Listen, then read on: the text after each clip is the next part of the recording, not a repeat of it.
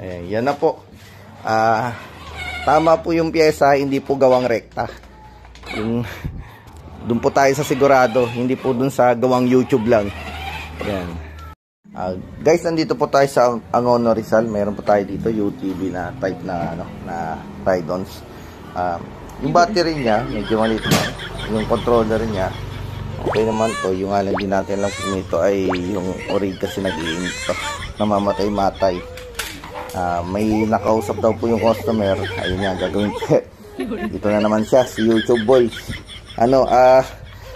Gagawin 24 volts tapos papaspasan. Maging nga lang dahil wala na po yung yung motherboard.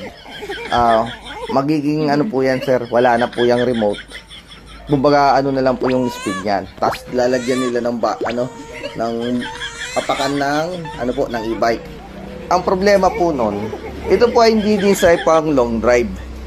Ang nandun po, pinalitan po nila yung motor, pinalitan nila yung battery, pero yung linya po ang hindi.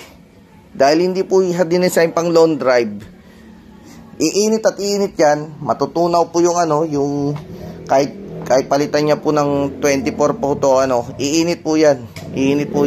Pag uminit po yung motor, malulusaw po to. Yan.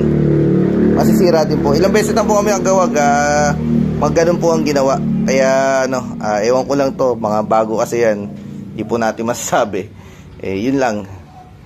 Make sure dapat yung gagawa, alam po yung compatible dito. Hindi puro upgrade na lang. Tingnan nyo muna mabuti yung linya, yung wirings at yung compatible ng pyesa.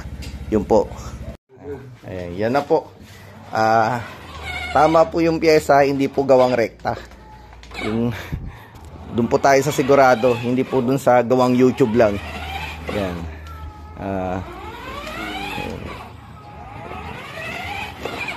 Paano pa kung tama po yung motor neto, tapos tama po yung saka bago po yung battery, baka mas lalong bumilis yan. Yun po yung tama, hindi po yung puro rekta sunog yan.